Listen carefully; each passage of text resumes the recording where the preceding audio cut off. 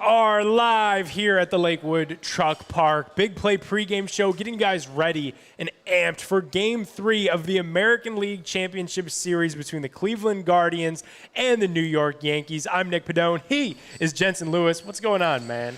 I'm a little nervous. Yeah, big game today. Can't beat around the bush today. Big game, Game 3 against the Yankees. Must win for our Guards. And there are times through this year where I'm like, okay, we've faced some adversity before, and you'd come back home and say, all right, we've got at least some momentum, some things to really hang our hat on.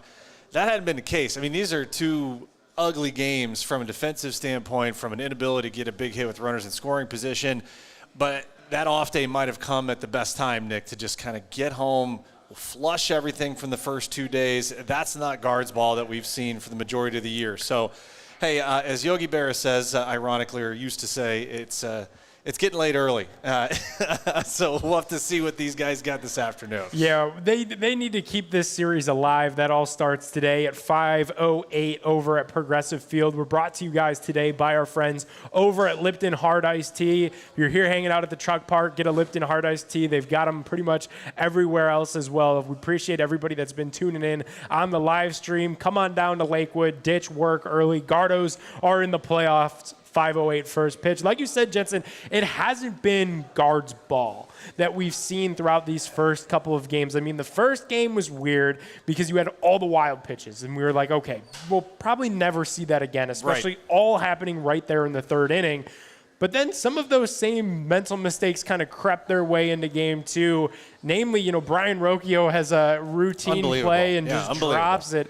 Tom Hamilton freaked out and almost fell out of his chair. He couldn't believe that ball was dropped. It's just so unorthodox for this team. It's uncharacteristic for them. It goes against what they've been all year long, which is really good defensively and really just a smart team on the base paths. So they do the little things right, and that's what's got them to the Championship League Series where they're one of 4 teams remaining. But, man, did things start to fall apart at the seams these last 2 games in the Bronx. Yeah, and self-inflicted wounds. I mean, you look just at the pitching staff and the amount of free passes in game 1. Of course, we know that third inning with Cantillo and the wild pitches notwithstanding.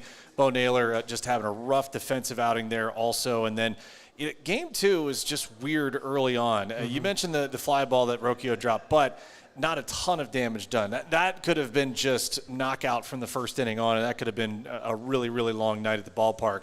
But as you kind of move forward throughout that game, and we didn't have to wait long for Stephen Vogt to give us our first, oh my God, did that really just happen? Taking Tanner Bybee out with just 4 outs accumulated at that point.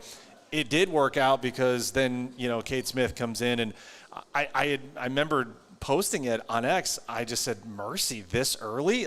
That's your ace. Yeah. And I wondered aloud if there was going to be some residual mentally for Tanner Bybee and the rest of the starters that, okay, well, if you're taking our ace out after 4 outs, then where's my leash for, any other starter that goes, today, and we know it'll be Matthew Boyd today, and then we'll see what happens with tomorrow, and all that predicated on how many resources they use this afternoon. But I tell you, it doesn't feel like it could get any worse, and I hope it doesn't.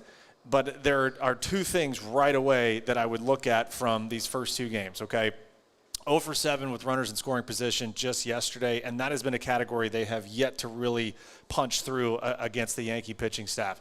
At the same time, Juan Soto has been really good. Gleyber Torres, the most startling statistic for me for the Yankees, they have had a runner on to lead off an inning over half the innings they've played in the postseason. That's surreal to even wrap your head around. So job number 1 today, Nick, try and get the first guy you face out if you can do that. And secondly, get an early lead, allow this crowd to really be in and help these guys out. Yeah, I need the Guards to do the little things right today, and I really think the crowd is going to be into it. It's Game 3. It's the first time that the Yankees will be at Progressive Field in the postseason since 2022. So the fans are going to be amped and looking for their little bit of revenge in this series. And we need it in a big way because it seemed like everything that could have gone wrong went wrong in New York, and it's going to be nice to be back here to hopefully get a little bit of home cooking. We'll get to some of the stuff in the lineups later, but Vogt definitely hit the, time to make some changes button, and we see Daniel Schneemann inserted today. We see Austin Hedges getting the start behind the dish. So that, to me, Jensen, felt like Vogt doing some little things that he can control to kind of clean up what we saw in New York. Yeah, and I think the catching position, too, 0 for 22, 0 for 23 with 9 strikeouts. I mean, they've got nothing from that position. Heck, the bottom of the order has really struggled outside of Brian Rocchio.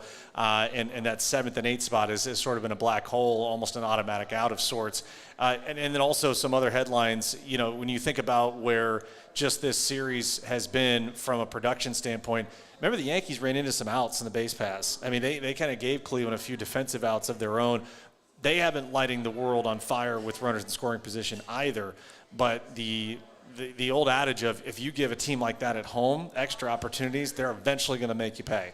And, Aaron Judge, who had been held quiet, I still – that second inning for me will live very long in my memory from, hey, we're going to put up the 4 fingers to put Soto on, to load the bases for the guy who hit the most homers in big league baseball in Aaron Judge. I got to believe that in his head probably locked him in a little bit. Say, oh, okay, you want to come for the big dog? Then we'll go. Fortunately, Kate Smith got out of it. But, that's a guy I would circle now after hitting a home run off Gaddis.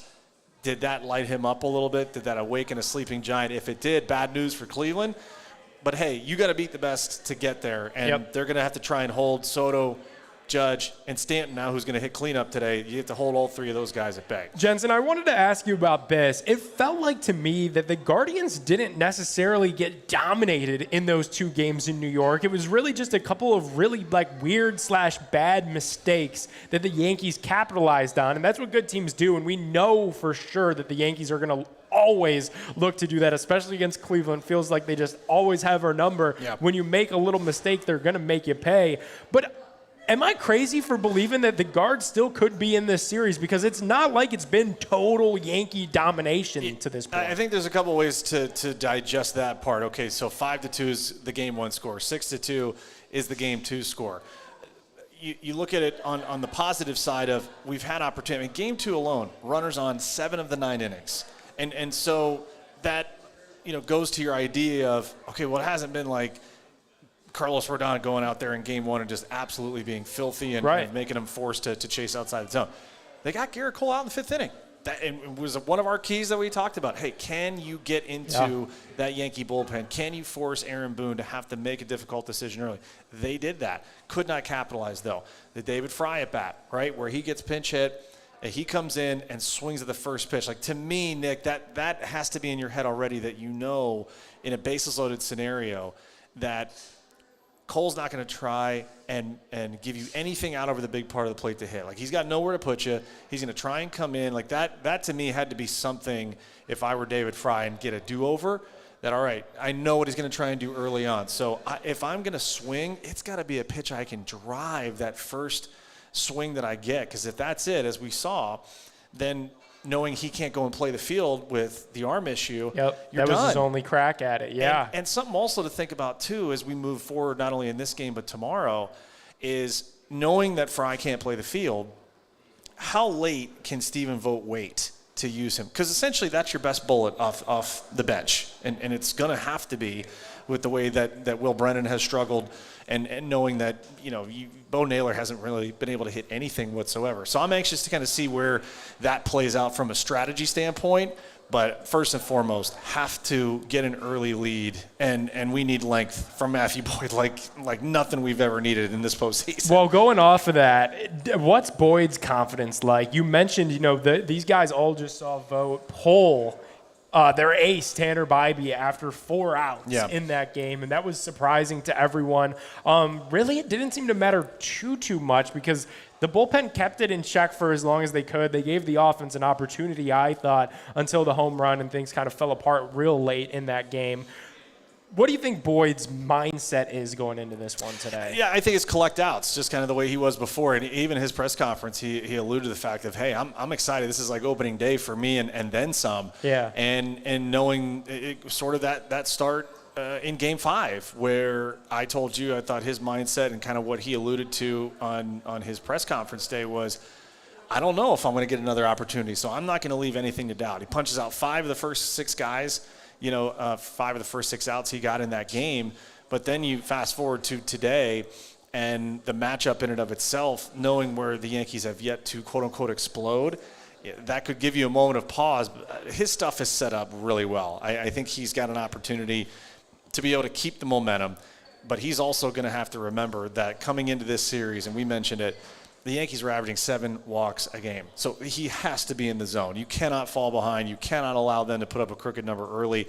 And I think if he can establish that inside part, kind of come in, really force the issue, especially the right-handed hitters, throw that big boomerang slider away from Soto. If Soto's going to beat him, it's got to be the other way today, and keep Gleyber Torres off the base paths. A lot to ask for, okay? But, hey, this is a postseason. This is what you got to do. Yeah, speaking of Soto, you see that article today at ESPN, at least the headline was fun, that could Cleveland be in on Juan Soto this offseason? If you actually read the article all the way down at the bottom, we're not building the Brook Park Dome anymore. We're going for Soto? Okay. It was like, sure, they could, because Soto makes sense on every team, but it's wildly unlikely. It was like, oh, thanks for writing an entire article about why it's not going to happen. Yeah, $600 million later, I don't foresee that this offseason. Would be nice when you forecast what this team could look like, especially as we get into 2025. Jensen, on the other side of this, it seems like the Yankees just continue to frustrate our offense. Mm-hmm.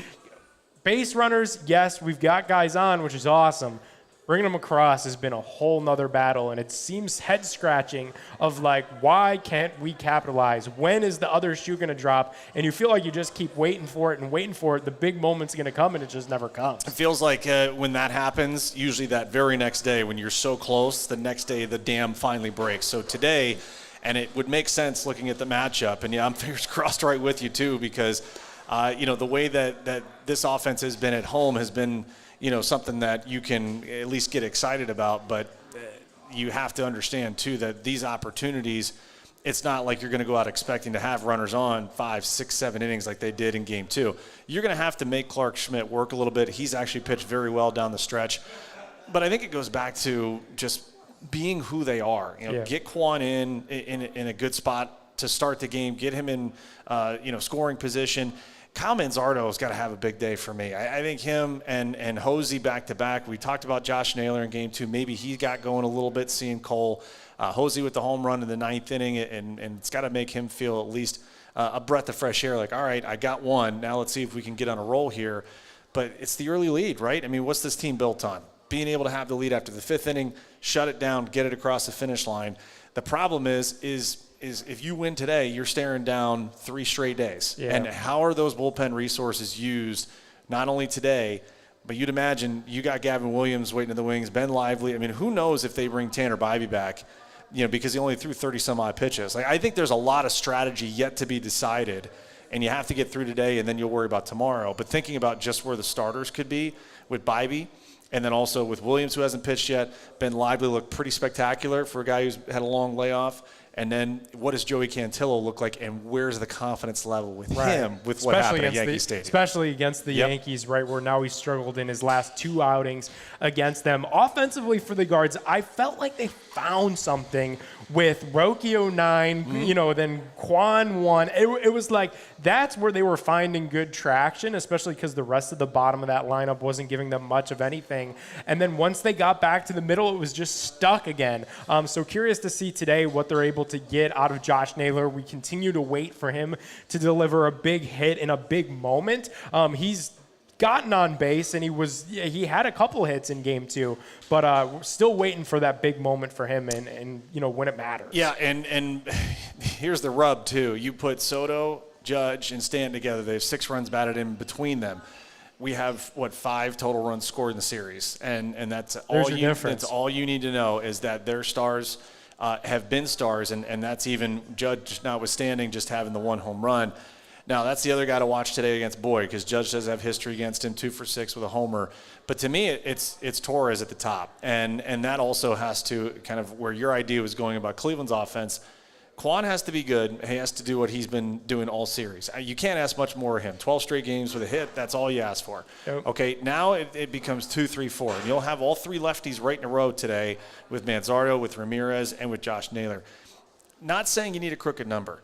But if you get a 2 spot, now, I mean, that's going to feel like 20 runs the way that they've been going. And that might be, from a mentality standpoint, just what you need. We say it in the NBA all the time, right? Shooters sometimes got to see it go through the hoop to believe again. Yeah, make a free throw, shoot a layup, do something to get going. Do we need a Josh Naylor, like, falling over with his helmet coming off, just hitting the ball 500 feet foul, just to be like, all right, okay, we're there.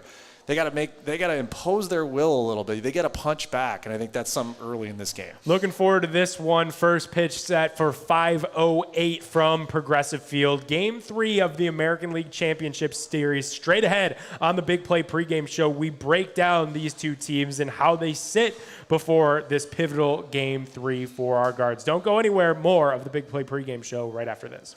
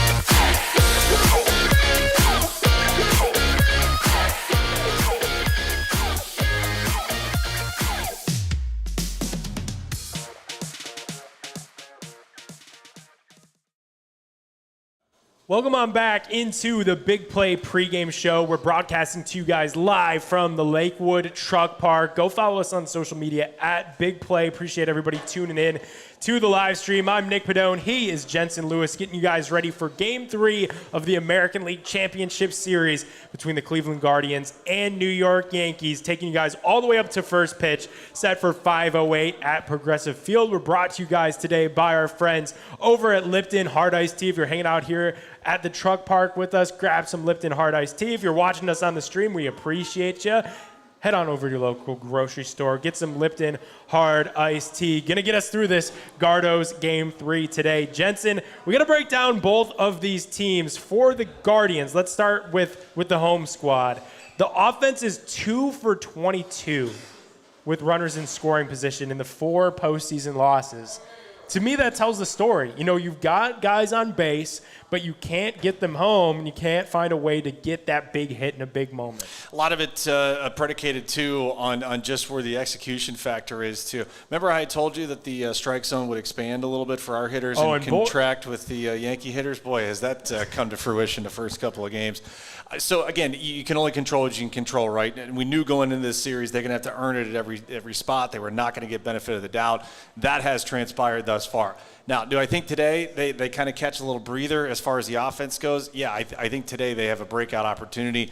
They see right-handed pitching, and particularly guys with an arsenal like Clark Schmidt, a lot easier. Still got to execute. But you mentioned the big number is 2 for 22. And to take nothing away from the Guardians pitching staff, I mean, New York is 2 for 10 with runners in scoring position. But I mentioned the walks because you're giving them extra at-bats to try and do damage. That can't happen today from Matthew Boyd, so continue to attack. And then it's the leadoff guys. I mean, Gleyber Torres, now the 4th New York hitter to have a leadoff hit in 3 straight games in the postseason. You're just asking for trouble, and especially in Yankee Stadium, you don't need any other reason to get that crowd even more into it than what they already are.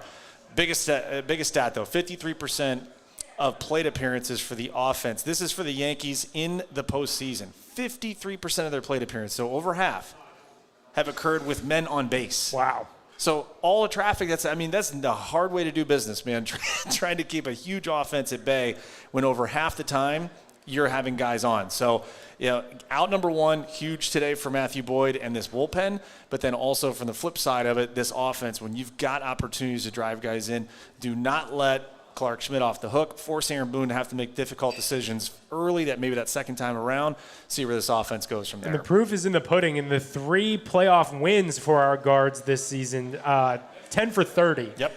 With runners in scoring position. So there's your difference right there. That when they win, when they're able to capitalize on guys in running in scoring position. Jensen, the fact that you keep talking about these walks is interesting to me because it's something that I guess I didn't realize when watching the games in real time, especially against a team like the Yankees that's going to look to beat you with the long ball and the deep ball. You have to minimize those walks. And just as I said before, averaging almost 7 a game. That's a lot. Yeah. 3 is a lot. If you're a good team, if you're really sound for the most part, the way that the Guardians have been on the mound, that is so uncharacteristic. So that is also the mentality for New York. They want to drive up pitch counts. They want to force you out of the game early as a starter. That's another thing too. We have yet to have a starting pitcher go 5 complete innings. Do we think that could happen today? Is there any chance? Yeah, there definitely is because if you are Stephen Vogt, this is a delicate balance starting tonight. If you want to go where you believe that you can, which means you're going to play all 3 of these games at home, you have to cover 27 innings. So that in and of itself with no off days is pretty daunting the way that they're going right now against this offense. So assuming that you have to try and get 5 out of Boyd. Tomorrow, however it works out, whether they decide to bring Bibee back or they wait to put him back on Game 5, I think if you lose tonight, it's Bibee tomorrow, no matter what. I think you got to run him back out there. You have to give him a shot, especially at home. If you win tonight, you probably give Bibee the extra day just to be able to be ready to go, and you're guaranteed at least a Game 5. Tomorrow ends up being, and I said all predicated on kind of what happens tonight. Don't count out Ben Lively as someone where it may be Lively one time around, and then Gavin Williams, or they may flip-flop it because we already had the issue with Cantillo. Maybe it's Gavin Williams to start. Yeah. Because Ben Lively has already come out of the bullpen, has an idea of how to do that. So you kind of go with the lesser of 2 evils at that point, and that's where I think you could see Gavin finally get his first appearance here. This is all assuming that Boyd, gets some length today. Got to get the job done today for Matthew Boyd, and like you said, Jensen, man, what I'm looking for you got to get through at least 5 innings of this one. It would be awesome. It would be the first time that that's happened in 7 now postseason games for our Cleveland Guardians. Got to get that bullpen a little bit of rest, because these next 3 days, if the Guardians are able to win today, then could you imagine win tomorrow? Brand new series, and you're going to need those bullpen guys, and you're going to really wish that you have them. I did see Zach Meisel put out there during the break that Gavin Williams is expected to be the starter tomorrow. Okay, so we shall see. But right. yeah, Gavin Williams is expected to be tomorrow's Game 4 starter, which really just plays into exactly what we're saying. If you could get length out of Boyd today, protect the bullpen a little bit, then you know you've got Gavin Williams tomorrow, who's a guy that's capable and has shown throughout his career that he could give you length. So you get the bullpen a little bit of rest tomorrow,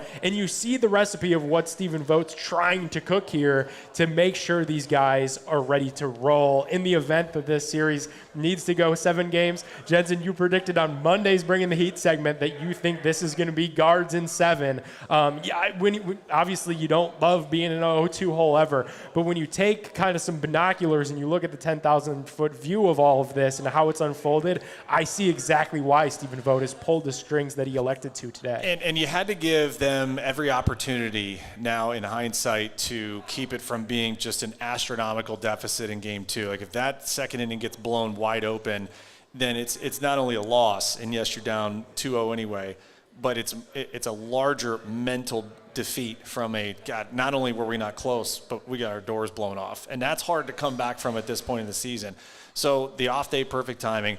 Now you come into so that's intriguing now that idea is already out there, considering that means like, all right, if we can get today and we can find a way to come even tomorrow night, then you have your ace back, and it's Garrett Cole, it's Tanner Bybee, back in there. And that'll be the other thing for Aaron Boone too.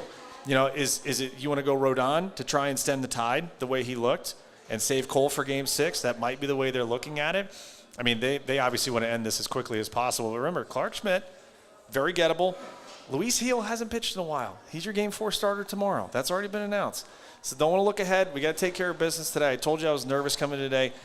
And that might be good for these guys to kind of have a little urgency to be like, all right, let's keep our crowd in it. Let's get an early advantage. Let's let Boyd do what he's done, because he's had plenty of swing and miss stuff. Again, Detroit, far cry from what you're seeing here for the Yankees, but I think that's where you have to be if you're Matthew Boyd. Collect as many outs as I can, as efficiently as I can to help out this bullpen. We talked about it, Jensen, during that Detroit series. Again, not comparing the two. Obviously, Yankees, completely different ball club than the Tigers. But we talked about it then of, okay, maybe don't press. You're definitely not nervous, scared, but it's time to act with some urgency. And I think that goes for both sides. That goes for Matthew Boyd on the mound, as well as the bullpen when they do eventually get into the game, as well as the offense. We got to score some runs here against New York, or else, like you said to open the show, it will truly start getting late early at Progressive Field in this Game 3 today. Yeah, just some of the statistics for people. The Yankees, in 54 innings played in the postseason, have led for 29 of them, so that's 54%. So they have really yet to have that feeling of, okay, we got to play a little catch-up here. So a different mentality when it's that way. Cleveland with runners in scoring position against the Yankees. This is including the regular season and so far in 2 games in this postseason. 0-73. They have 3 hits and 41 at-bats with runners in scoring position against this Yankee staff. And that right there is going to be one of those glaring statistics, because that if you give extra outs to this Yankee offense, they're going to take advantage of it. Gleyber Torres, I mentioned to you, reached safely in 13 of 30 plate appearances, so that's over a .430 on-base percentage. When you're basically going almost every other time on base, that's going to create problems with having Soto and Judge behind him. But the offense too, and we've already circled the big guys. Lane Thomas has had a flair for the dramatic. He's going to be hitting 5th today. I think Manzardo is in position to have a nice day, and we really need him. Like we're not reinventing the wheel here about like, oh, we got some guys at the top of the lineup that have to do damage. Is there a point though where you finally just impose your will? I think that has to be today. I think they have to hit Schmidt right in the mouth out of the get-go, and that in turn I think will kind of take that that external pressure off him and say, okay, we're all right, we're at home, let's do our thing, let's play guards ball, and we'll be in good shape. Especially because it is a very unique lineup today for Stephen Vogt. There's no denying that. You've got Schneemann starting out there and right. I think we've seen enough. Surprised by that? I think it's because Brennan's been tough, and obviously John Kenzie has had his struggles throughout the postseason that you got to just turn somewhere. And then, at the catcher position, you roll with Hedges because Bo has been, a little bit of a wreck on both defensively and with the stick. So Vogt, I thought, made the needed moves. Manzardo in the 2-hole is fascinating. We'll see, when Vogt elects to use his David Fry bullet, like you said, Jensen, knowing that Fry's not going to play a position. You really got to be careful on when you shoot that bullet because you really could only have him for one at bat. I feel, and I say this with a grain of salt, you feel better that your bench is Fry, Brennan, Bo Naylor, and John Kenzie Noel instead of Schneemann, Hedges, and then, oh boy, if you put Fry in for any of the position players, you're going to have to take him out.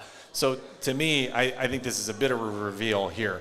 I think Fry's only going to, because you don't want to lose his bat on one swing. I think we learned something about that. I hope that Stephen Vogt did after game 2. You need him, if he's going to come in the game that early, he needs to be in the DH spot because you need to get multiple ABs from him. So I think that is probably already predetermined that whenever Fry does come in, it'll be in that 2 spot. More intrigued, though, to see if John Kenzie Noel in a matchup because of the right-handed starter. Interested to see if he's that first guy out in a run-scoring situation if they want to play the matchups. Knowing that the one swing at home has been something that he's done really well. Will has struggled. It has been. It's been really tough, you can't watch one Will Brennan at bat without going on social media and seeing the cries for Chase DeLauder to be on the opening day roster next year. Like Will Brennan has been that bad, and I think that's why we see Schneemann get the start out there and right.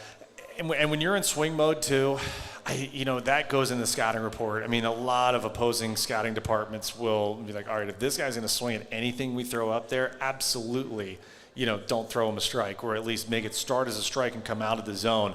That will be an intriguing spot because it feels like Voters going to use pretty much everybody at some point. Is that a pinch hit scenario? Is that a defensive replacement scenario? Anxious to see where that goes. All right, Jensen. And then when we flip this coin over and check out what the Yankees are going to try to do today, Clay Holmes, 14.2 scoreless innings pitched, over 12 appearances throughout the playoffs. He's been really good. Yep. That Yankee bullpen kind of goes as Clay Holmes goes. Yeah, and he's been unbelievable. I mean, really, him and Luke Weaver have been absolutely awesome. One other thing on the lineup to bring over, because, yes, Voters done some new things for today. Aaron Boone has as well. John Burke is going to get the start in place of Anthony Rizzo. Austin Wells, who has struggled, is out. It'll be Jose Trevino down there at the bottom of the lineup. Stanton jumps up one spot to be behind Judge, with Chad Chisholm Jr. Right behind him in the number 5 spot. So that right there, I think you already see where Aaron Boone is like, all right, good luck. You're going to have to beat us by going through these guys at least 3 times. And we want all our big guys that are swinging it really well right at 2, 3, 4. I was a little surprised to see Rizzo not in the lineup. That's obviously a guy that has had historic success against Cleveland. And then in this series, he was a guy that there was a little bit of surprise around the league that he made their postseason roster, but then he's delivered. He keeps finding ways to deliver. Yankee fans didn't want to see him on that roster. He made it, and he's continued to come up big. I imagine at some point that's a bullet that Boone would like to have off his bench. Also could be a defensive replacement too, just because he's been dealing with the fractured fingers, and you can kind of see him even with trying to be very dainty with the bat in his hand and not aggravate that any further. But yeah, he's a Gold Glover. He's a guy that you stick in there late game situation to feel pretty good. He's going to take anything thrown over there. But yeah, I'm kind of intrigued at the bottom of this lineup for Aaron Boone, and there are some spots you can navigate here. You just see kind of in a row here some spots that really scream for right-handed relievers. So, the other part about Matthew Boyd is we would assume it's Cade Smith first out, but you might have to save him and use someone else if you're going to have 3 in a row. So, I would look for, if he brings the righty in for Birdie, maybe that's where the Rizzo piece ends up being played.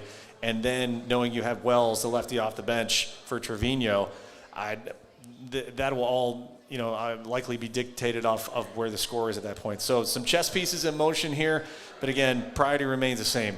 Matthew Boyd has got to be great from pitch number 1. They have got to find a way to keep the leadoff man off base, at least Cleveland pitching does against New York's offense tonight. You mentioned Jensen Smith might not be the first guy, just knowing that, hey, there could be a lot of series left as long as we get a win today. In your mind, if they don't go to Cade Smith, who has been Clark Kent, I mean, he's been Superman every time he comes in for these guards, who do you think Vogt taps out of that bullpen to try to give a little bit of life, especially because we just saw Hunter Gaddis have a little bit of trouble with Aaron Judge? Yeah, I wouldn't worry too much about that, but okay. I would think that there probably is an idea of, okay, we have to walk the tightrope of, if you bring Cade Smith in for multiple innings today, he's only going to be able to go 1 tomorrow, because you would need him to be able to go 3 days in a row if that's the case. And so I think he's got to be really careful, Stephen Vogt does, about how much exposure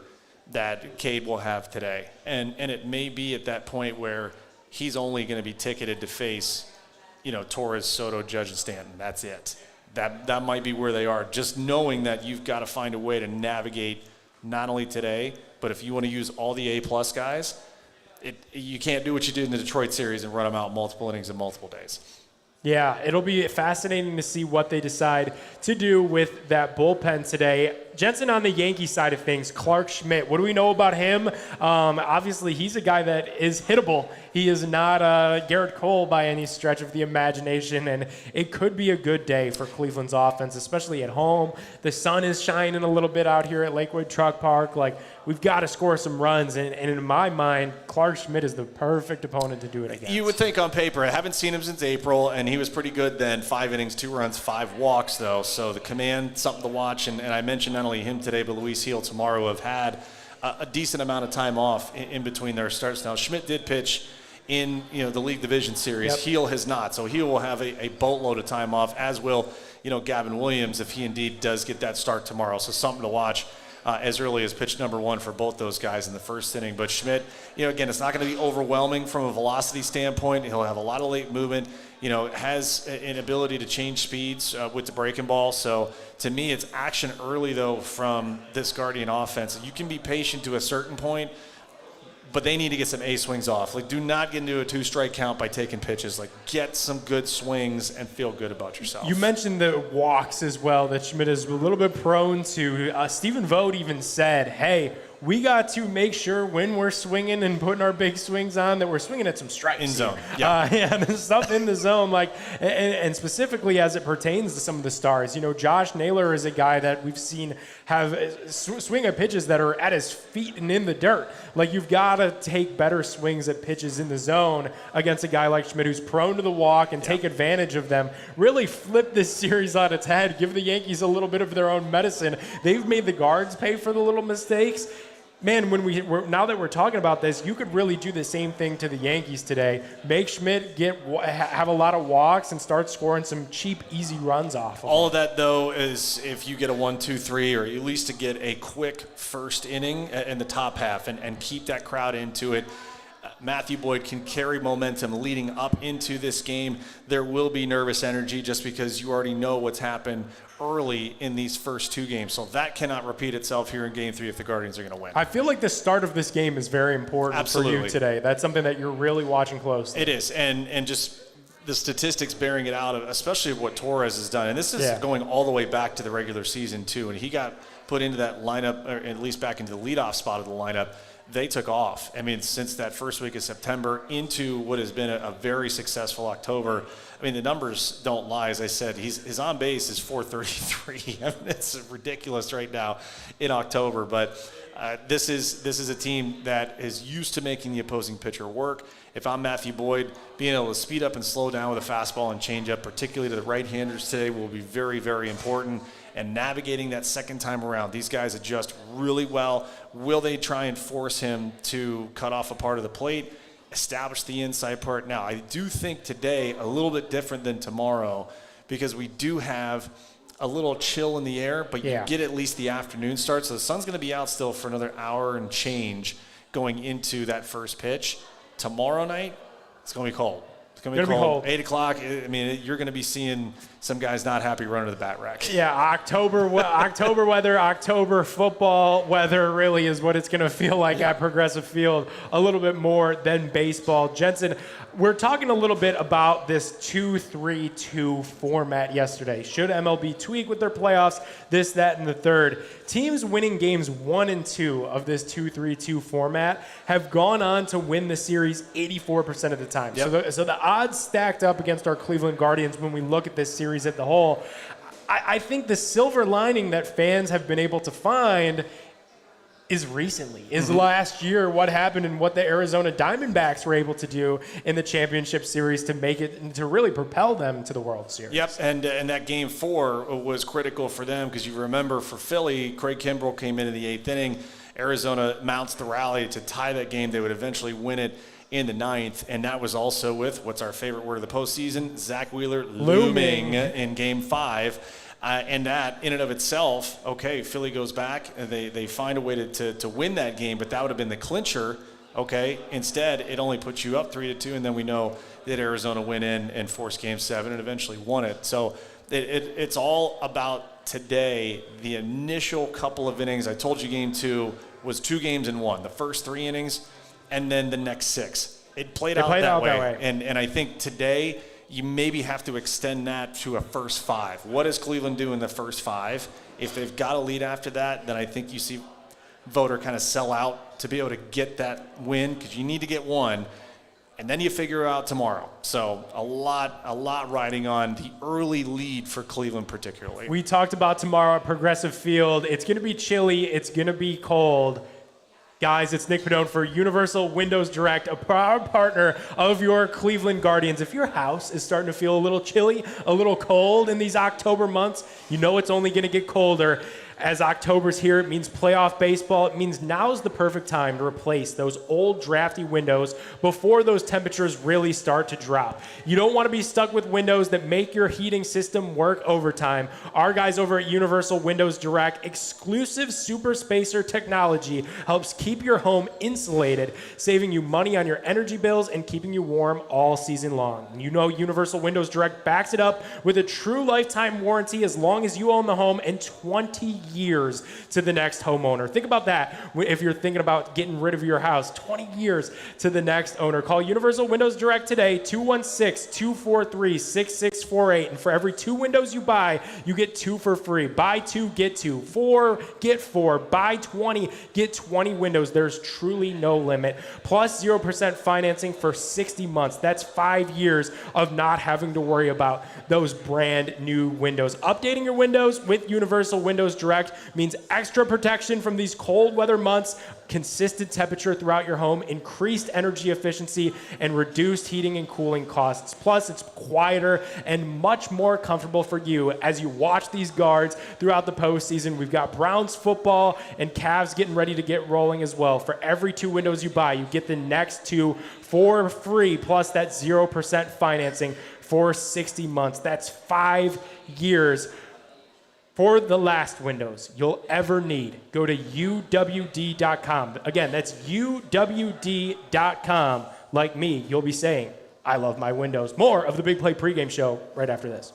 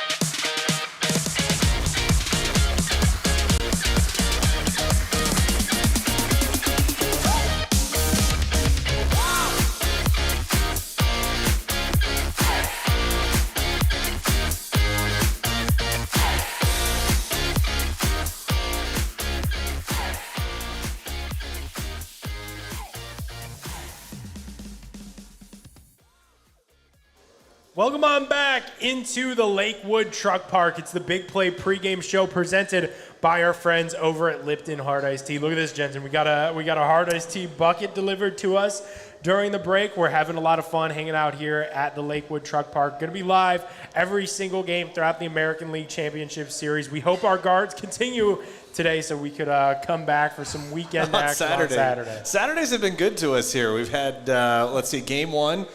Because we had the All-Ohio parlay that hit. Oh, yeah. Game one for us, and then Buckeyes, Ohio State. Iowa, yeah. The last Saturday, we did our part. Buckeyes did not, unfortunately. Let's see if that changes on this Saturday. But we got to get there first. Take care of game one or game three tonight. Yeah, got to take care of business today.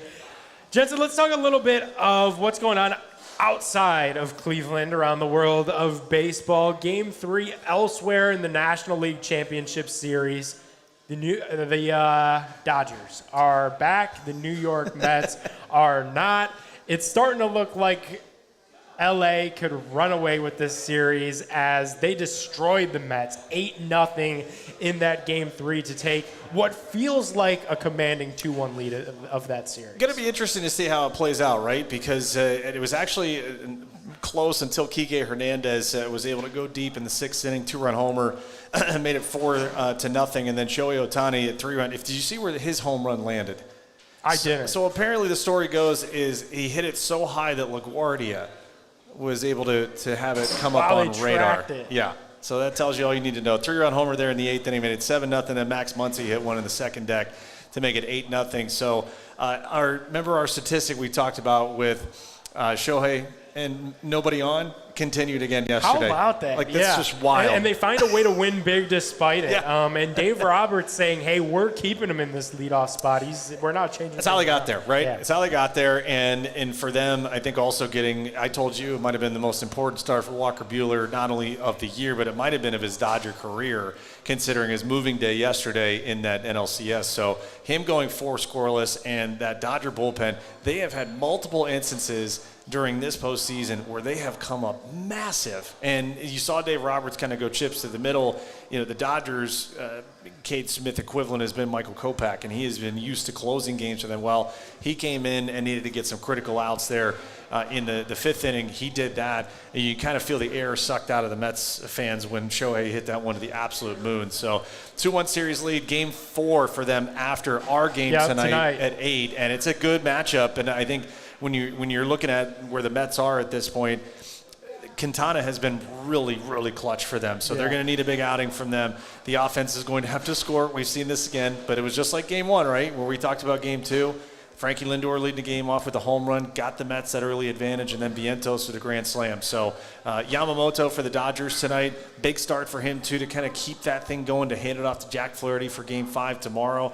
Anxious to see where that one goes after, hopefully, a Guardians win first. I think a lot of people will be tuned in to that massive game 4 tonight. Did you see the ratings for yesterday? I did not today. So they did almost 13 million in Japan. Wow. That is 10% of Japan's population had that game on. 12.9 million was the number, and I think it was like 8 million here in the States. So you got basically 20+ million people watching. If that is not a Shohei Ohtani effect, I don't know what it is. And I feel like that number will only be increased tonight when you look on what else is going on in the sports slate. Not a whole lot of eyeballs on that Thursday night football showdown of the Broncos and the Saints tonight. Trying to remember, is this the worst Thursday night football matchup we've had in a long time? There's got to be worse. I feel like ever since they flipped it to Amazon, I feel like they've been brutal. Like, I don't know, like Jeff Bezos is probably asking for some of his money back because I feel like the games that they've gotten have been brutal. Al Michaels is up there in the booth kind of just wishing that it could all be over for him. Like, why? How long did I sign this contract for to keep calling these games? Yes. It's been really weird. The good thing, I guess, for the Mets is they've won 14 of their last 16 at Citi Field. That was entering Game 3. Yeah. Citi Field's been a place that's been good to them. We were talking about Grimace yesterday, too, and that he was such a big – I saw they had a big billboard of him up in Times Square. I was like, poetic. The Mets got to find a way to even this thing up if they want to have any faith, because it seems like really the Dodgers have figured things out. That Shohei home run, like you said, late was big. But what's it with Kiki Hernandez in the month of October? He just takes it to a whole new level. He is Mr. October. At least, yeah, and it's been multiple times in the postseason with multiple teams. And for him, it's not a guy in a scouting report that you go look and say, oh, yeah, by the way, this is someone we can't let beat us, especially when you have Ohtani, Betts, Freeman, and Teoscar Hernandez. So, I mean, credit to him, man. The dude is just a baller in October. But that's also kind of where, Giancarlo Stanton, too. Yeah. And when you look at this series of, okay, leading into this playoff scenario, the numbers were out there. Yes, he's been great in October, but we also look in the recency bias department of, okay, well, he hadn't been great. Didn't swing it like totally in the position of, all right, that's a guy we got to worry about. Well, Yeah. He changed all that with a great series against the Royals in the division series, and obviously what he's already done so far in 2 games against Cleveland. Yeah, Jensen, how do you neutralize a guy like that as a pitcher that you know is hot, you know is capable of doing damage? For the Dodgers, it's obviously been Kiki Hernandez throughout October so far this year. And then for us, how do you neutralize a guy like Stanton who really isn't tremendous, I think it's fair to say, at this late stage in his career, but he can certainly hurt you with the deep ball, and you know that he's caught fire a little bit these last 2 games. Feels like his concentration amps up in the postseason. It feels like he doesn't chase as much, and that really has been across the board for the Yankees. You watched them in August and September. There's not a lot of them that are coming out of their approach. Like, they're really forcing you to throw strikes. Now, I did give you the caveat of, hey, it feels like when they're in New York, they get a little more benefit of the doubt with a smaller strike zone. But all things being equal, I mean, you kind of extrapolate it out over the last 2 months of the regular season. They've been pretty disciplined themselves, which goes back to something that we really hit on, and I think it bears repeating. If you're going to go and attack a guy like Stanton, you have to find a way inside, especially to Judge, too, because they're 2 huge guys. Yeah. So the strike zone for them is going to be a bit larger from where, the letters to the knees is. They just have a lot more surface area that you can deal with. All that being said, Stanton really likes the ball elevated, just wants to kind of have that flat swing and be able to get it through the zone. The ball that Judge hit off Gaddis, I mean, him and Ohtani are probably the only 2 people on earth that can hit the ball there and hit it that far. So I think if you're Gaddis, you just kind of put that one aside, like, all right, it's Aaron Judge. That's what he's supposed to do. But I think with Stanton, you can get him to a point where if you start a good breaking ball on the plate and have it come off, you may be able to get him to fish a little bit. So that all is started with being inside. Pitch number 1, pitch number 2. Try and stand these guys up, as I told you before. You kind of do that tilt effect. Go high and in, low and away, create some real estate to work with in the strike zone. I'm looking forward to see how they handle that today, because it's interesting that you mentioned that. That's also something that Stephen Vogt said when speaking about Josh Naylor. Yep. He's swinging a lot of stuff low. He's got to find a way to make Yankee pitching get their stuff up to the point where he could hit it, because that's where he likes it, is up, and when it gets up, we've seen Nails take a ball and send it a really long way, especially against New York. Think back to that shot that he hit against Garrett Cole with the rock the baby the entire way around the bases was a ball that was a little bit up. So it's fascinating to hear you say that about how to neutralize guys like Stanton, guys like Kiki Hernandez, because that's really the same thing that Stephen Vogt's preaching to our offense is, hey, find ways to make them pitch you up to the point where you could hit it. Yeah, and you go back to game 1, what was Rodon able to do really well? And he got ahead, and then the slider was, really late, started as a strike, ended as a ball. And when you're trying to cover 98, and even worse, when he can elevate it for a strike and then throw a breaking ball off of it, that's probably the toughest thing for a hitter to do north and south. Tonight, what you'll probably see from Clark Schmidt, he's going to try and have a little bit more sink down and into the righties and then come back with a breaking ball off the plate.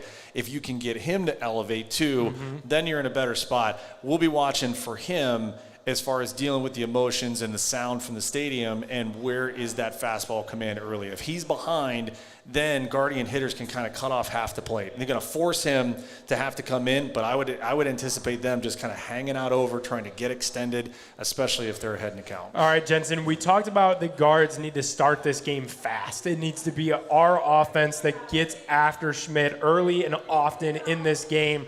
What's Matthew Boyd need to do once they turn it over to him to ensure that that the same thing doesn't happen on the other side, because Gleyber Torres in this series has been a little bit of a pain in Cleveland fans' sides. It's kind of starting to turn into a little bit of a thorn into their sides, and then you know what the rest of that top looks like with Judge following right behind, not too far away. I think Torres, again, is a guy that will swing at the first pitch, and so if you want to kind of, we used to throw kind of like BP fastballs, just enough off of your regular heater where guys are out in front, and you didn't care if he hit it 400 feet foul. You wanted to steal the strike. You wanted the advantage count to be in to open up the rest of your arsenal. So I think that is something that you look at early on, at least the first time around the order, not only to Torres, but also to Judge, because now Judge is going to feel like, okay, I got my homer out of the way. I feel really comfortable with where I'm at. So I think you'll see this Cleveland pitching staff, and particularly Boyd, probably try and stand him. If I were him, because you're going to have a little crossfire with how Boyd's release point is, so he's got to really work to try and get it in. He may try and back foot some sliders as well, but I think his changeup to the right-handed hitters has to be very good today to be able to add and subtract and allow some length in between his fastball and his off speed. This series, Jensen, has been so interesting because if you're a fan of leadoff hitting, boy, do we have a series for you, because Stephen Kwan has been just as unbelievable for the Guards. This streak that he's on right now is literally historic, and he has really been the engine behind Cleveland's offense. I know Brian Anderson keeps talking about that on the call. Like, he is what makes this offense go for our Guards. And that's kind of where you saw in the Detroit series, and you and I even said it that day here at the Lakewood Truck Park, was you watch, he's got a chance to take that first pitch and hit it out. He missed it, that leadoff homer by about 2 feet. But that's him, right? If you allow him an opportunity to ambush you, he'll do it. Not his traditional attack mode, but I think considering the circumstances tonight and knowing where the series is at, first good pitch, and I, as I'll reiterate to you, you got to get 2 good hacks before you get the 2 strikes. That to me, you want to know that you have gotten quality swings if you're going to, be in a position to take advantage of Clark Schmidt early. They have really not had to go to anyone under their big 3. Tim Hill's been really good out of the bullpen. Tommy Kahnle finally pitches for them in game 2. We know what Weaver's done. We know what Holmes has done. Not to say you need to get Holmes out by the 3rd inning, but there has got to be a good amount of traffic. There has got to be at least some runs scored in those first 3 innings.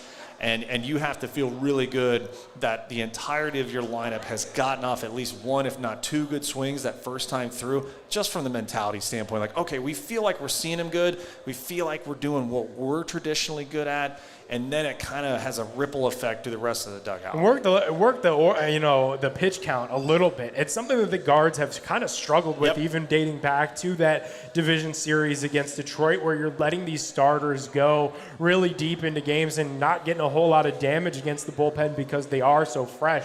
Like you said, Jensen, we haven't had to see much out of New York's big dogs out of the pen just because the starters have been able to give them so much length. I really would like to see Cleveland, okay, maybe in our dream world scenario where they get after it early and they're able to, put a 2 spot up in the first inning, I would at least like to see us get to, Lane Thomas in the first inning, because that means that somebody's on the base path. Because that means that Clark Schmidt has thrown a little bit more than 10 pitches in this first inning, and that we know later in this game the guys will have some opportunities to come up big and take advantage of big moments. Just work those pitch counts a little bit. How many times have we watched throughout this postseason for our Guards where you're sitting there in the 6th inning and you're like, geez, this guy's only thrown 70 pitches. He's good to go. Yeah, and that's really where you see, particularly with New York, do really well, not only in September, but you look at their starters through the Royal Series, pretty solid outside of Rodon in Game 2. Big reason why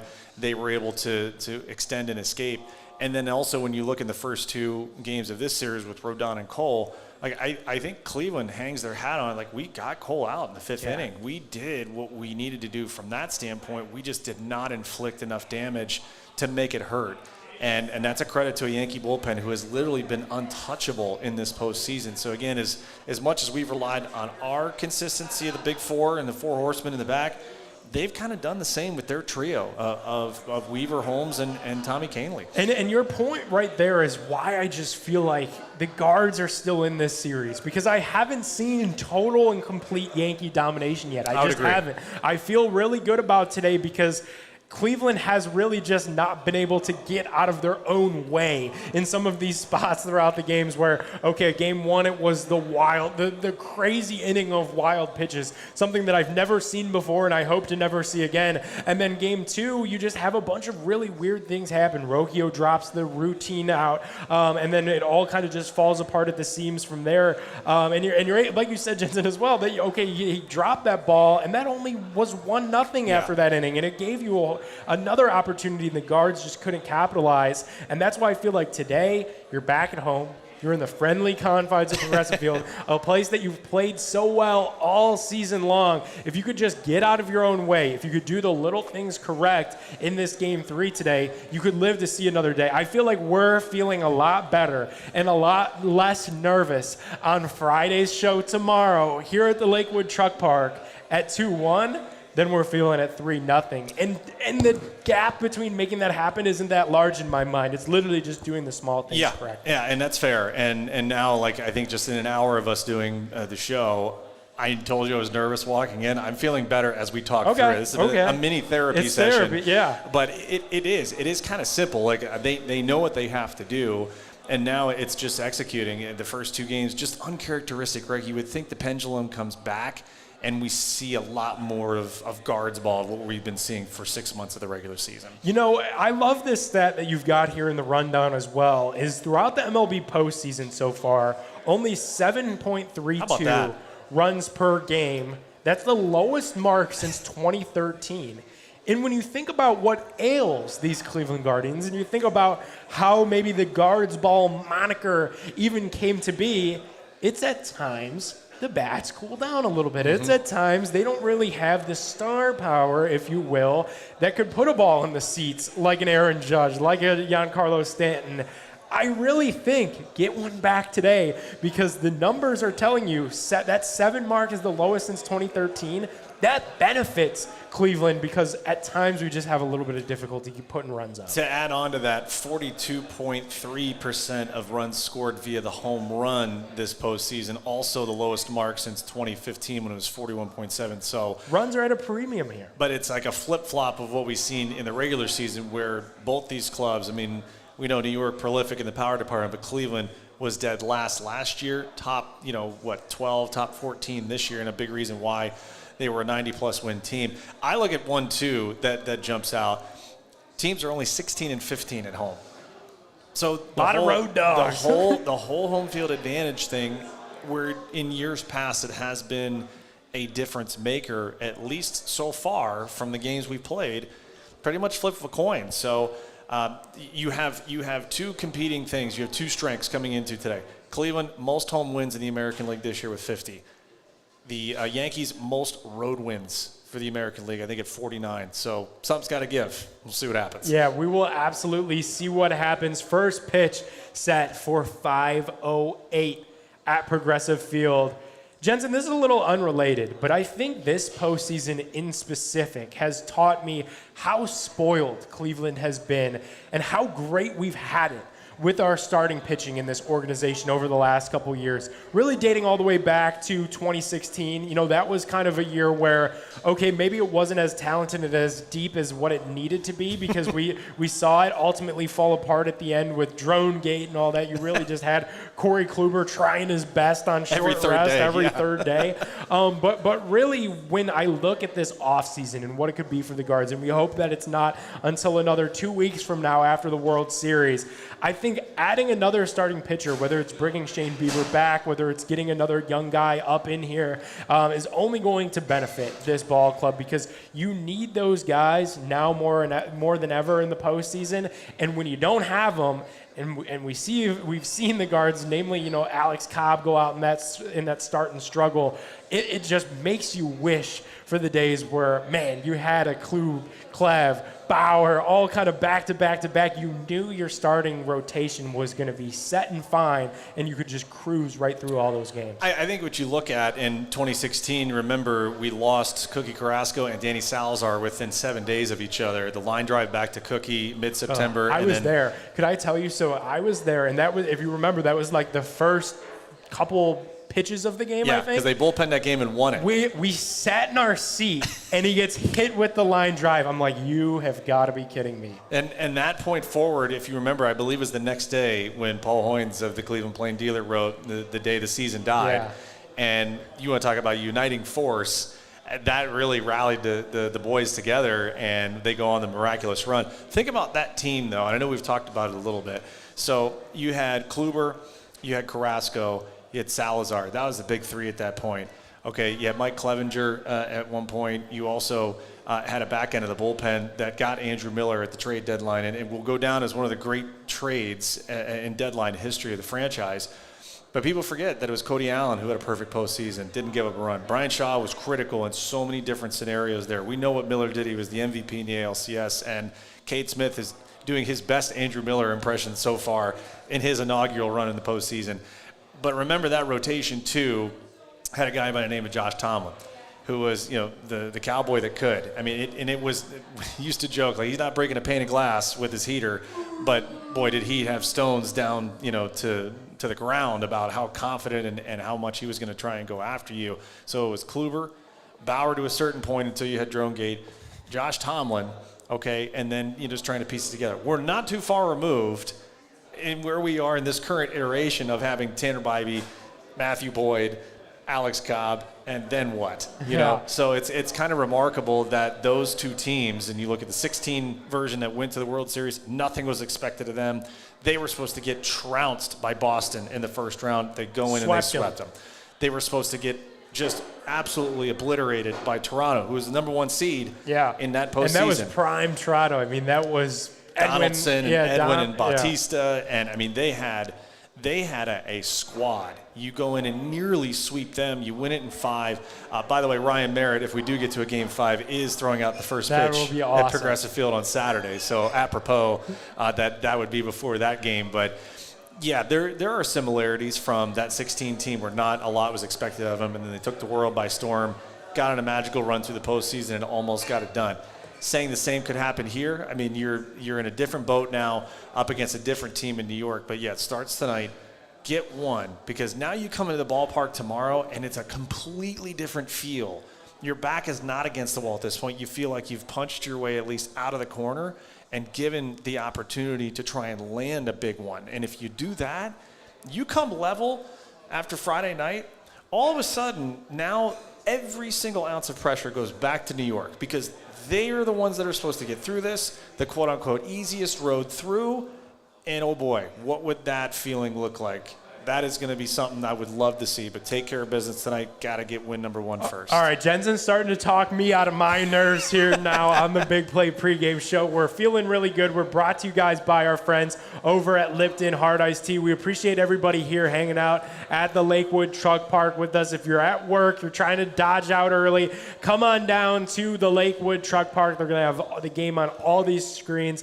Outside is sunny. I see the truck is out there. Jensen, you and me, little freeze babies. Taste of the Philippines? Here inside. All right. Yeah, taste of the Philippines. All right. Pulled up here right now. So Love it. having a lot of fun out here in Lakewood. Brought to you guys by our friends over at Lipton Hard Iced Tea. Straight ahead, we build our same game parlay. Will it include Cleveland Guardians money line? I think mine will.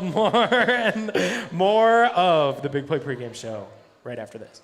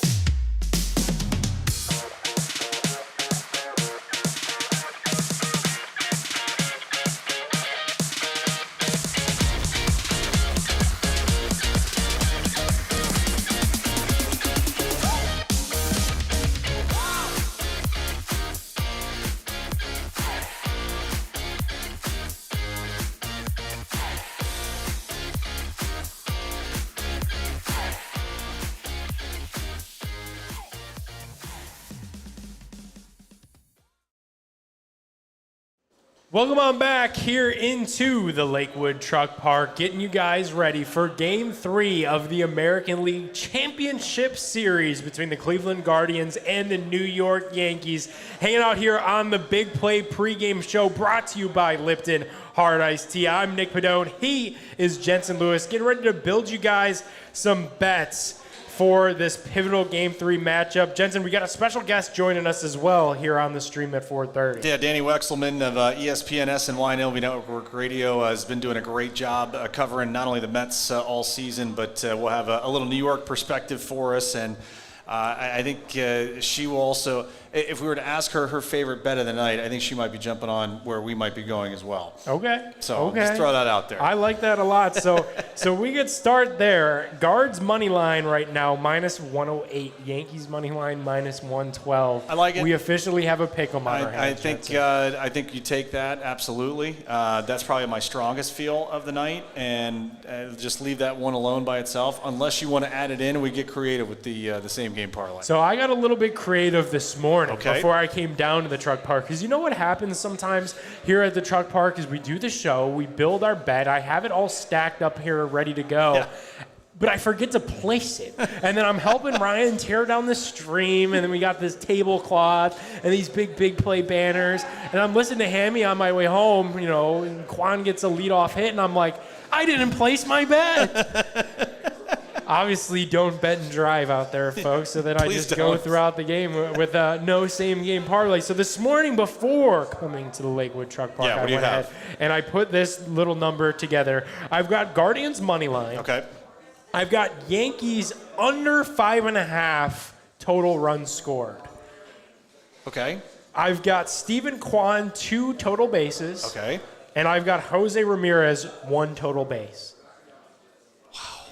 Okay. Plus 620 odds on that. I mean, little 4-leg action. I feel like it feels like no sweat right there. So it feels like if the Guardians win, right, here's your recipe to do so. You keep the Yankees under 6 total runs. Yep. They cannot score. The Yankees as a team Okay. cannot score 6 total runs today. Steven Kwan needs 2 total bases. We know the streak that he's on right now with just getting base hits. Right. Okay, hit me 2 slap singles here today, Quan, and my parlay will be okay. And then I just need Jose Ramirez to find his way on base. Okay. Little 4-leg parlay plus 620 out there. $10 pays 70. Okay, I like that. Here I'm going to throw one out to you as well. As I said, I think Cleveland money line would be my strongest recommendation. I love that. I think Manzardo has got to be in there somewhere. So I would Okay. say, what do you have for Boyd strikeouts right now? 4.5? Let me pull it up. Earlier today, it was lower. Okay. And the reason why I scared myself out of taking that as I wait for my phone to load is because I'm worried that we might not see him get through the second or third inning with how quick Vogt's been to pull the trigger on some I of think these guys. I think he's had to exercise some patience today. So I would say if the line is 4.5, I would recommend 4. 4 or more for Boyd on punch outs. It's 3.5 is your line today. I would say take the 4. Okay. Take the 4. I think he gets there. I would say Manzardo. If we want to get really creative, Manzardo 2 or more total bases. Which is plus money, by the way. Okay. You know what else I think? Because I think both pitchers are going to have to be on it. I would say no run scored in the first inning. Jensen. That speaks to my heart. I love the no-run first inning. Besides hockey, will there be a goal scored in the first 10 minutes? Is there more of an instant gratification wager than will there be a run scored in the first inning? And I love doing no. I don't know why, but it's something about betting 6 no outs runs to in the glory. first. Yeah, you literally need to sit there in front of your screen and sweat 6 little small outs. Lead off double, and you're like, no. Yeah, I'm not doing it today. I'm not, because I want to see the Guardians. I don't want the Guardians to screw it up, and I want to see them screw that up. All right, that's fair. That's fair. But if you want to get super creative, that's where I go. I would take Mr. Schneeman to get a hit. I like that. I like that too. All right, so let's pull up batter props. Or here we go. Total bases. So we could find 2 for Kyle Manzardo. Yep. 1 Daniel Schneeman hit is -115, so I already like that a lot. Okay, all right. Boyd 4 or more Ks. Yes, and then I'm looking for, and they must have hit it on me, Kyle Manzardo total bases The line is at a half. So they're even thinking, okay, he might not be in there long Yeah, enough, they're thinking it might be fry time. Ooh. I still go with it. Maybe he gets that double. Two total bases for Kyle Manzardo is 2-1. I like it. We're getting creative. Do it. We're getting very creative. What's that run us to? Our pitcher, I got to throw 4 strikeouts for our boy Boyd. And then that's a little 3-legger right there. Yep. So 2 Manzardo bases, a Schneemann hit, and 4 Matthew Boyd strikeouts is plus 750. That'll pay for a tab here at the Lakewood Truck Park. $20 pays 170. And that's a lot of Lipton Hard Iced Teas for our guys here hanging out with us in Lakewood. That's a bucket. Yeah. And we'd be feeling real good for that Dodger game later tonight. Honestly, that's what'll get you through Thursday Night Football. Oh, jeez. This Saints versus Broncos matchup. We do an all-sport. Oh, why not? We can. Let's pull that up. Oh, man. I would say the under in the Thursday Night Football game for sure. Okay, what would you guess that's at? 37. Let's see. I accidentally clicked MLB. It is 37. Oh my God! Yeah. On the nose. Under. Yeah, so we could go under there. You want to talk about a full sweat? Saints are 2.5 point dogs at home, and they've got no healthy players. No, you can't even go to the side on that. No. I would say the under for Thursday Night Football. Mm-hmm. I would say the under in the Dodgers and Mets game. Okay, under in Dodgers Mets. Yep. That's currently at 7. Okay, I like that. Okay. And then us to win. I like that. That's a good cross-sport parlay. How about this, Jensen? If you add those 2 legs, so under for both night games, under for Thursday Night Football, and under for Dodgers versus Mets, onto our parlay of 2 Manzardo bases, 4 Boyd strikeouts, and a Schneemann hit. 20-1. It's not even letting me do that. 30-1. 30-1. Oh my God, I love it. 20 on that would pay lottery ticket $809. We buying around for everyone that's in here. Yeah, Lakewood Truck Park would be going up on a Thursday.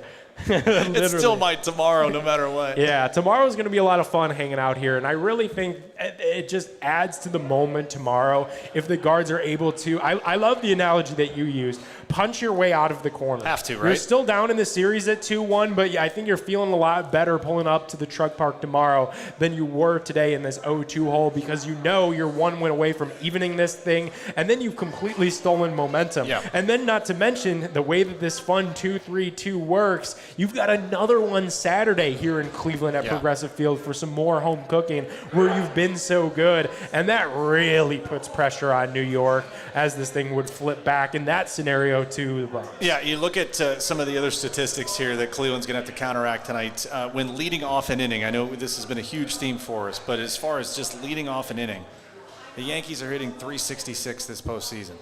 The Guardians are hitting 175.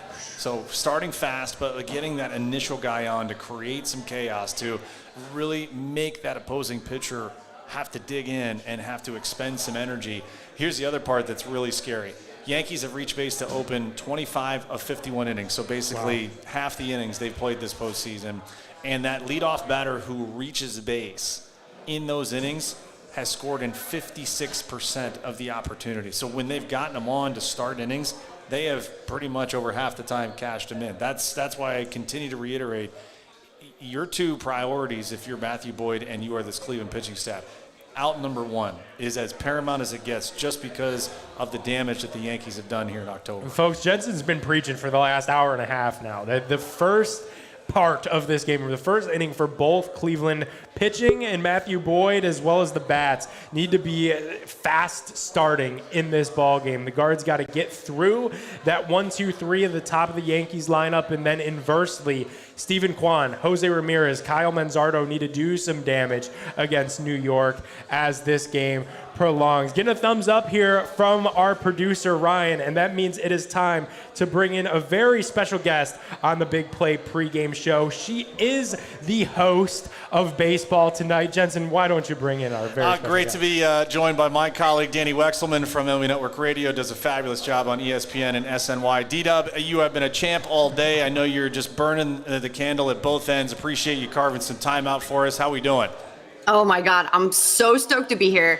There's never, ever going to be a time where I'm like, no, I want less baseball in my life. I want to talk less baseball. I look like this, but I don't normally look like this. I do have SNY tonight, so I'm heading there for the pregame show ahead of Game 4, and I'm so stoked to talk baseball with you guys. Dina, as I told you before, the Lakewood Truck Park would really sing to you because of the setup here. So we are on the inside portions, about what, 50, 60 degrees right now outside? Me and Jensen are being a little bit of like freeze babies today because it's probably warm enough to be out there, but it's much nicer in here. So on the outside, Danny, we've got a handful of food trucks, and they kind of rotate each day. So we get some baseball and we get some grub too. So listen, we'll hit you with the easy one. We'll start with the Mets, because it's kind of that must-win for them tonight, just like it is for the Guardians today. You watched plenty of the NLCS so far. What's your big takeaway from Game 3 last night? Yeah, it was a little sloppy, I would say. I think on both sides, to be honest. Walker Buehler came out and I think he grinded through those innings and ultimately was like the foundation for what allowed the Dodgers to come out with that huge win, right? I don't know if we knew he was going to give his team those kind of innings, those shutdown innings that you need against a Mets team that is really good, by the way. It's a very good team, but they did their job, and then it was just like brick by brick, right? The Mets broke down defensively, made some uncharacteristic errors. Luis Severino was not sharp, and then ultimately Ohtani and Muncy go yard. They held their team. And then Kike Hernandez, right, who is just an absolute star. Unreal. This October, and he has always been, but that was the difference yesterday, is that all of their pieces were working. Their bullpen came in and they threw shutdown innings too. So the Dodgers played a much better game, and the Mets have some work to do tonight. Yeah, they certainly do. And by that same token, I'll wrap you into where we've been talking a lot about, and I know you touched on this with CJ Nikowski today on Power Rally, is where starting fast has been huge in this series, where the Yankees have just taken advantage of the mistakes that Cleveland has made in the first couple of the games.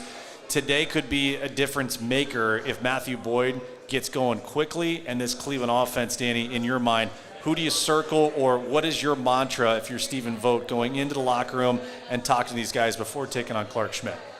So I've thrown out the idea that someone's got to get hot. I think these teams are who they are. So I think what I look for is consistency. Number one, Matthew Boyd's numbers against the Yankees are pretty good, right? Those guys haven't seen him a ton. And so that gives me a little optimism and a little bit of hope. I think that he needs to give some length tonight to just let everyone settle in, right? There's going to be a lot of adrenaline. The game is at home. It's the LCS, and the Guardians' backs are against the wall right now. Steven Kwan is always the guy I'm circling. In Game 2, guys, he was on base twice before that fifth inning, and no one could move him over. No one could get the job done. Like, he is being the table setter. Like, I circle him because he starts the party. Like, your leadoff guy does so many intangible things for your team, and Steven Kwan is so good at those things and using their foot game, right? That's what they did in the regular season. That's what they need to do in tonight's game to try to give themselves an edge, get them a win to get back into this series.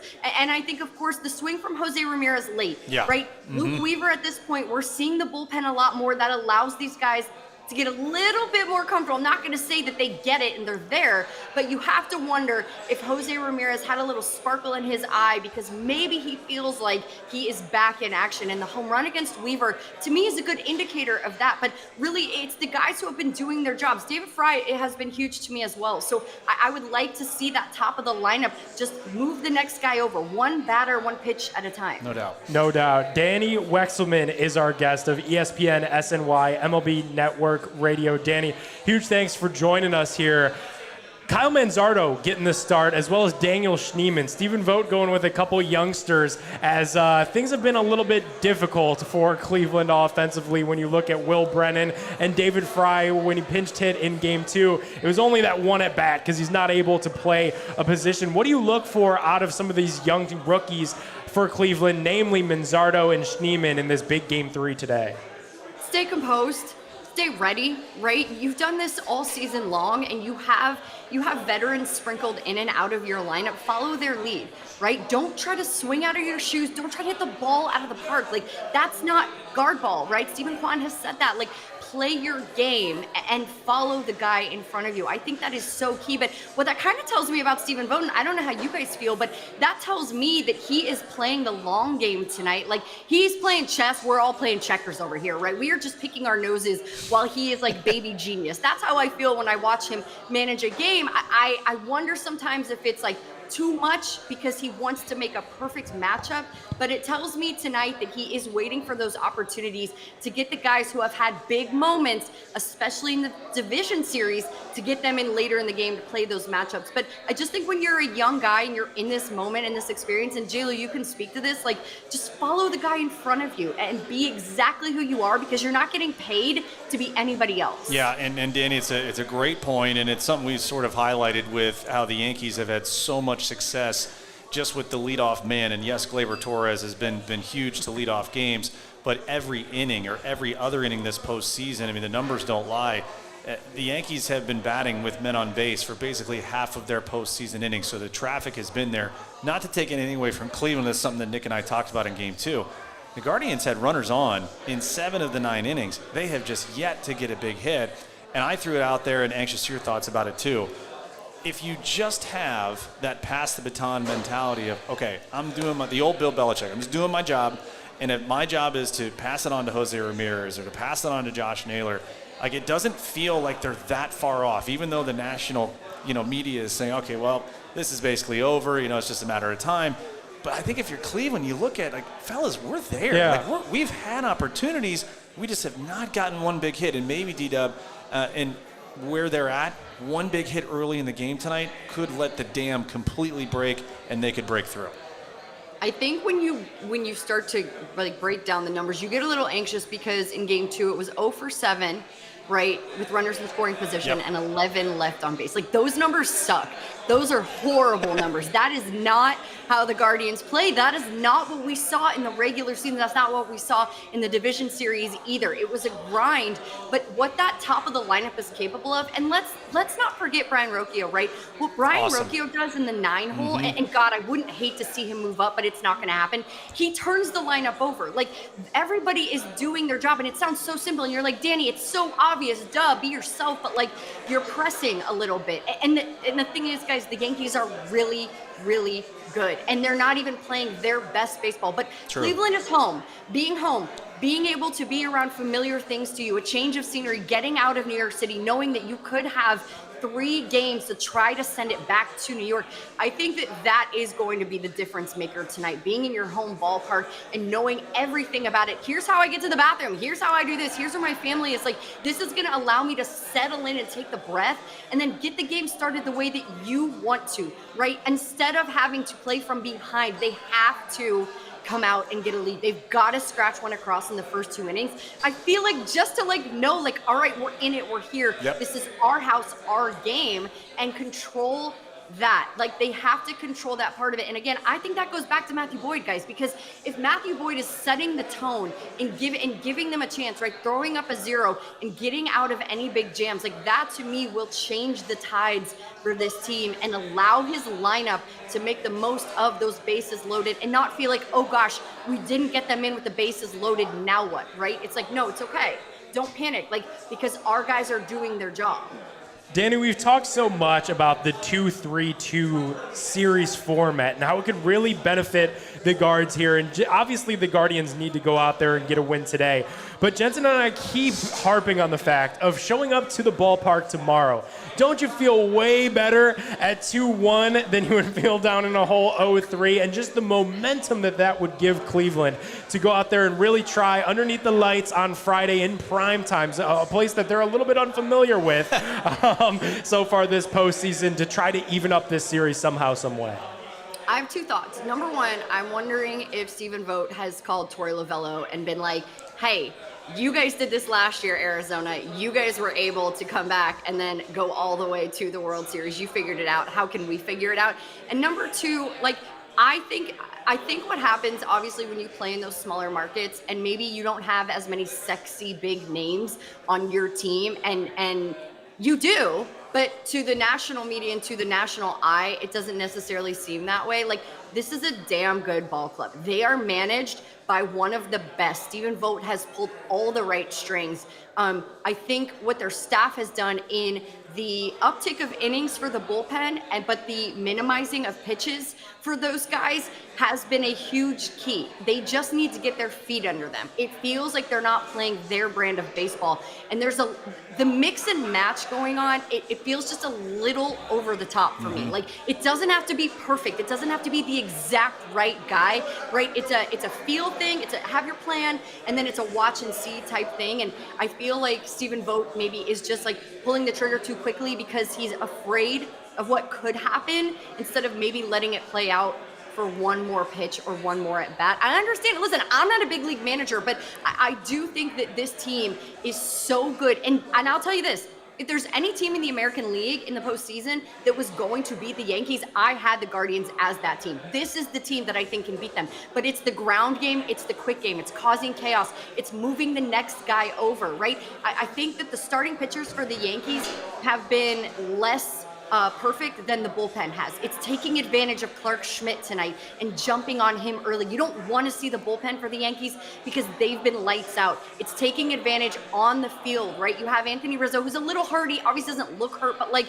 taking advantage of any space that you can. Jazz Chisholm, who's playing third base for the first time in his career since being traded over to the Yankees, right? Like taking advantage in those ways, to me, is how you beat the Yankees. All right, Danny, we'll get you out of here on this. And again, appreciate you taking the time in between gigs. If you don't tune her in on baseball tonight, you're doing it wrong. So between there and SNY, and great job with CJ on the radio today. All right, I'll give you an easy fill in the blank. We'll go to our own our radio programming for this. The Yankees win because of blank. The Guardians win because of blank tonight. The Guardians win because they score early and they were able to give their bullpen and pass the ball to them with a lead. The Yankees win if Aaron Judge can get a hit early and get the scoring done with his bat. I think he's crucial. His bat's been way too quiet. I don't think he found it yet, guys. So if they can jump, if the Guardians can jump on Clark Schmidt and score early, that's the key for me. And if the Yankees are able to get Aaron Judge going, I think that will be huge for them tonight to go up 3-0. Awesome. Thank you so much, Danny, for joining us on the Big Play pregame show. We've had a ton of fun. Boys, next time I'd like to be there in person because Yes. I love food trucks. What's the GOAT food truck, Danny, real quick before we let you go? I mean, anything tacos, like Okay. anything tacos. In New York City, we have halal trucks, like halal food, like anything like that. I am all day, I will eat it. But I seriously so grateful for having me and getting to talk postseason baseball. J-Lou, you are the best. Always, D-Dub. We have Smoke This and a taste of the Philippines out here. So we'll have a couple of bites in your honor. So great job. Thanks again for joining us. We appreciate it. Thanks, guys. Awesome stuff there from Danny, and she is brought to you by our friends over at Northeast Factory Direct. Jensen, they truly have the best quality products at an unbelievable price, and they really have your whole house covered as well. Everything from hot tubs, saunas, cabinets, sofas. Northeast Factory Direct is where it's at. You can shop online anytime by going to northeastfactorydirect.com, but you got to check them out in one of their stores: Cleveland, Euclid, Macedonia, North Canton. If you're looking for an even better deal, you could check out their outlet in Euclid and Canton. Make sure to ask about that big play bonus so they hook you up with that extra special deal. Northeast Factory Direct, they've got you covered. Huge thanks again to Danny Wexelman of ESPN, SNY, and MLB Radio Network. Straight ahead on the Big Play pregame show, Jensen and I lock in our final predictions for Game 3 of the American League Championship Series right here on the Big Play Network.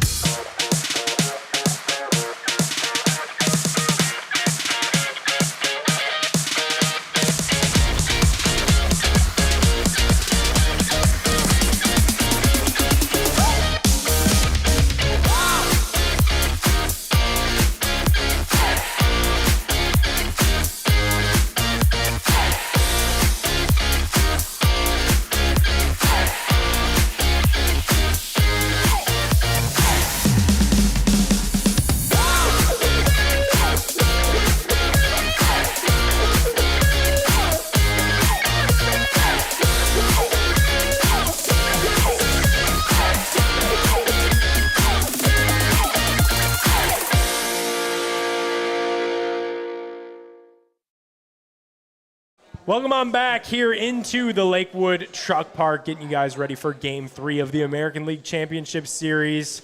First pitch set for 5:08 out there at Progressive Field. I'm Nick Padone. He is Jensen Lewis.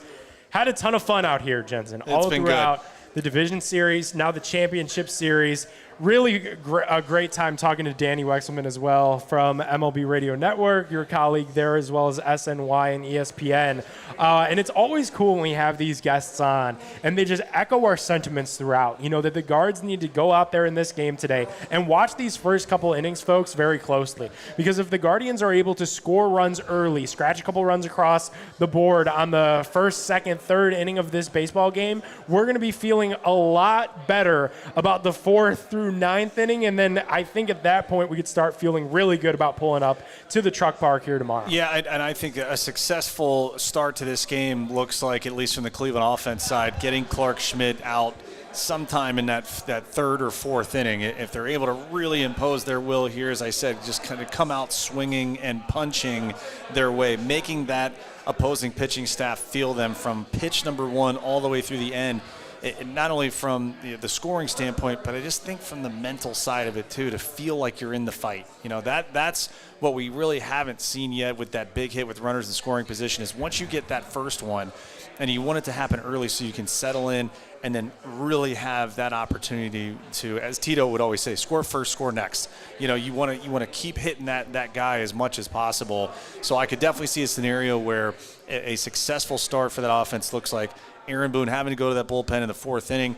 Matthew Boyd, I think, generating some swing and miss. Doesn't have to be 9 strikeouts like Carlos Rodon, but 4 or 5, you know, a way to collect some outs and be efficient that first and what we hope is a second and third time around. But, yeah, I think a successful night for him is 5 innings. 5 innings, and anything beyond that is a bonus. But having the lead, being able to hand it off, and only having to use our A guys 1 inning. Don't want to see Cade have to come in and clean up an inning and then jump back up and do another one. I would love to see all these guys get clean innings to start, get up, get down, be done with it. Go ahead and hand it off to Emmanuel Clase in the ninth. It's something that our Gardo's pitching staff hasn't been able to do throughout this entire postseason to date. 7 games without having a starter go 5 innings. It would be a huge, monumental achievement for Matthew Boyd to be able to do that today, because it finally gets those guys in the pen a little bit of much-needed rest, and it allows Stephen Vogt to tap Clark Kent, Superman, Cade Smith in more meaningful moments, as well as having those guys ready to go for what we hope turns into a long series against the Yankees as the Guardians try to mount this 0-2 comeback in this series. Jensen, you talked about it before as well in the first hour. It feels like the dam for Cleveland is just willing to break open. They need to score some runs in a really bad way. And it just feels like to me that the Yankees have not dominated Cleveland. I want to keep saying that. I feel like as I'm watching these games, the Guardians have had these chances. It's not like we saw Garrett Cole go out there and be Cy Young Garrett Cole. Yeah. It's not like we've seen Aaron Judge be the guy that did hit over 50 home runs in this regular season.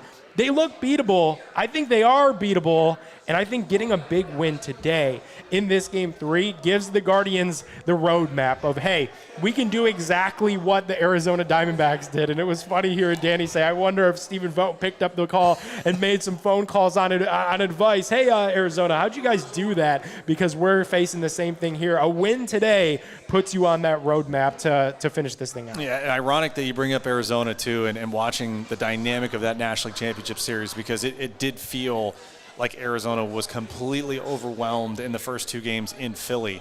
And then just coming back home, and I'll echo Danny's sentiments there. There's something about coming home, having the off day to get your mind right, you know, maybe go get a good meal with family and friends who have come in town to support, and then just jumping right back in. I'm glad it's not that day game scenario where you get to turn back around quickly.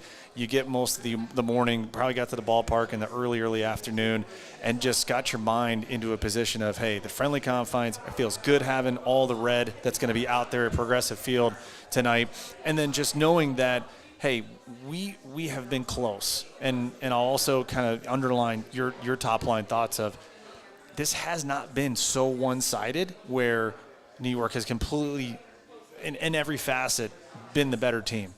They've made their own mistakes. The base running mistakes. I mean, they were giving Cleveland opportunities to be able to come back last night, just could not get the big hit. I think that first inning, as I told you, is so critical, not only for Matthew Boyd, but I think the top three in this lineup. Kwani can find his way into his scoring position, allow Jose an opportunity. You said it. If you can get to Lane Thomas in the first inning, that might even be a little mini win right there morale-wise. So first inning is critical. Not going to go the first three, the first six. I'll go the first five. Got to win the first five. You win the first five, you're set up in great shape. Yeah, I love looking at that game like that. Little small victories. For our Guards offense, first inning, let's try to get to Lane Thomas, because that means you've scored some runs. Even if you haven't, that means you're working that pitch count of Schmidt. And then inversely, we want to see Matthew Boyd go 5 innings. And if he's done that, I really feel good, Jensen, about the Guards' chances today. It's been a lot of fun hanging out here at the Lakewood Truck Park, brought to you guys by our friends at Lipton Hard Iced Tea. It is final score prediction time as we get into this must-win Game 3 for our Guardians. 4-2. It just came to me. 4-2 Guards. We get back in it, and again, all predicated on Matthew Boyd having a solid start. Offense finally getting at least a hit or two with runners in scoring position. Keeping the leadoff man off for the Yankees as much as humanly possible. Right from pitch number 1, be ready for Gleyber Torres to be hacking. They are good at working the count, so the walks have to be minimized, if not eliminated tonight. If you go a spotless position there, or at least if you can have 2 or fewer for the total staff tonight, I think you're in business. Alrighty, and my prediction is going to be 3-1. All right, you're low scoring. Just low scoring, but keep the Yankees in check, keep them in line. We talked about when this series was getting ready to start. Outside of those big guys, outside of Juan Soto, outside of Aaron Judge, this Yankee lineup, they're okay. They're not world beaters, though. So if you could neutralize Judge, if you could neutralize Soto, the Guards have as good a chance as anybody, and Danny Wexelman said it on the last segment, to take down the Yankees in the American League. I also want to throw out their prediction. Our same-game parlay will hit. Oh, my God, and that's both of them. That's our lottery ticket under on both night games as well. A ton of fun hanging out here for the American League Championship Series. We'll be back here tomorrow for Game 4. We hope we're talking to you guys about how do the Guards even this series at 2 games apiece. He's Jensen Lewis. I'm Nick Padone. Huge shout out to our producer, Ryan Smith, for keeping this thing rolling all throughout the MLB playoffs. Big shout out to our friends at Lipton Hard Iced Tea. Go check out Northeast Factory Direct and call up Universal Windows Direct.